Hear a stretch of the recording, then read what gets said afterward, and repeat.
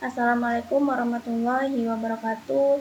Yang terhormat Bapak Dr. Nurmanza MPD selaku dosen pengampu mata kuliah Statistik Pendidikan. Nah, baiklah sebelumnya perkenalkan nama saya Cynthia Vitaloka dengan NPM A1A022003 dari Prodi Pendidikan Bahasa dan Sastra Indonesia kelas 3A Universitas Bengkulu. Nah, baiklah di sini saya akan membuat sebuah video tutorial menggunakan aplikasi SPSS. Di sini saya akan melakukan pengujian data regresi dengan menggunakan aplikasi SPSS. Nah, video ini saya buat untuk memenuhi salah satu tugas mata kuliah Statistik Pendidikan. Nah, baiklah sebelumnya di sini saya sudah menyiapkan data yang akan kita uji coba. Di sini saya memiliki data yang berjudul yaitu pengaruh kesehatan mental dan lingkungan sosial terhadap prestasi belajar siswa. Nah, di sini variabel X1 merupakan kesehatan mental, variabel X2 merupakan lingkungan sosial, dan variabel Y merupakan prestasi belajar siswa. Nah, data ini saya buat merupakan data acak atau data yang saya ambil secara random. Nah, biasanya data ini bisa diperoleh atau diambil dari kita melakukan sebuah pretest atau post test dan lain sebagainya, teman-teman. Nah, di sini data ini saya buat berjenjang atau bertingkat agar ketika kita menguji coba data regresi ini bisa signifikan atau memiliki pengaruh. Nah, langsung saja kita copy datanya, kita salin, dan kita buka aplikasi SPSS. Tunggu ya teman-teman.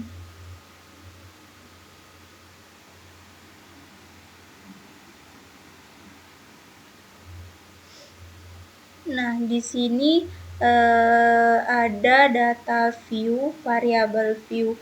Nah, untuk data yang sudah kita copy tadi, kita tempelkan ke bagian data view-nya.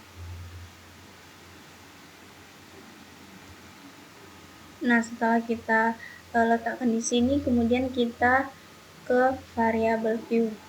Nah, di variabel view ini kita bisa ganti namanya menjadi sini X1 merupakan kesehatan mental, X2 lingkungan sosial, dan Y prestasi belajar siswa. Nah, kita ke measure. Nah, ini kita ganti menjadi scale, dan scale. Nah, kemudian kita analyze. Nah, di sini kita kita melakukan uji coba regresi. Nah, kita akan buka regression dan linear. Nah, untuk variabel Y kita letakkan ke bagian dependen dan variabel X1 ke independen dan variabel X2 ke independen. Nah, kemudian kita ke statistik. Nah, kita centang R square, deskriptif, kemudian continue, dan oke. Nah, di sini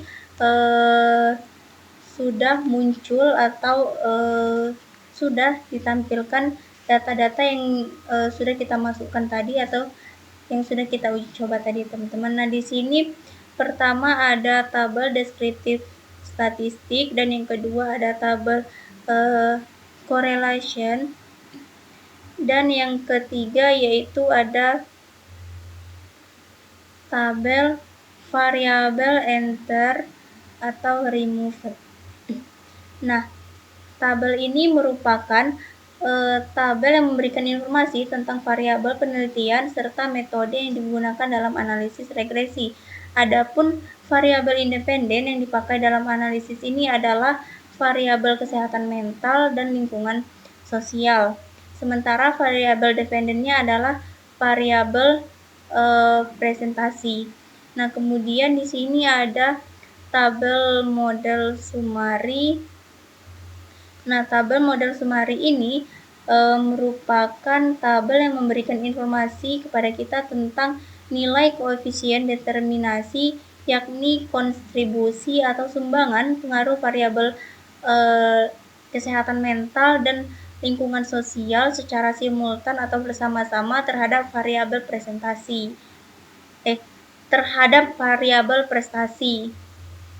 Nah, di sini bisa kita lihat yaitu dari tabel R square, tabel adjusted R square, kemudian tabel error of the estimate. Nah, keempat tabel ini merupakan nilai dari hubungan antara variabel X1 dan variabel X2 terhadap variabel Y. Nah, kemudian yang kelima yaitu ada tabel ANOVA.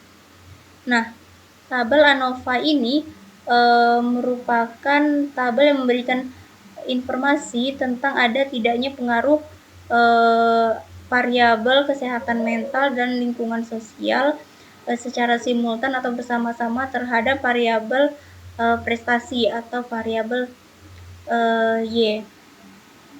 Nah, di sini bisa kita lihat pada tabel ANOVA ini X1 dan X2-nya berpengaruhi atau tidak dan signifikannya, yaitu dari tabel SIG ini. Nah, jika nilai dari tabel ini 0,00, maka bisa dikatakan nilainya signifikan karena nilainya di bawah syarat yaitu 0,005.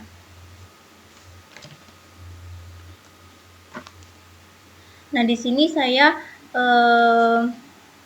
kemudian membahas tentang rumusan masalah dari tabel ini, yaitu yang pertama, apakah ada pengaruh antara variabel X1 dan variabel X2 terhadap variabel Y. Nah, di sini pada bagian SIG ini sudah bisa kita lihat bahwa X1 dan X2-nya itu berpengaruh terhadap variabel Y.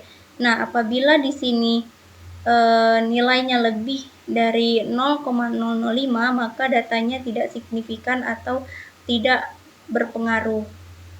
Nah, yang kedua yaitu kita akan melihat berapa persentase dari X1 dan X2 terhadap Y. Nah, di sini bisa kita lihat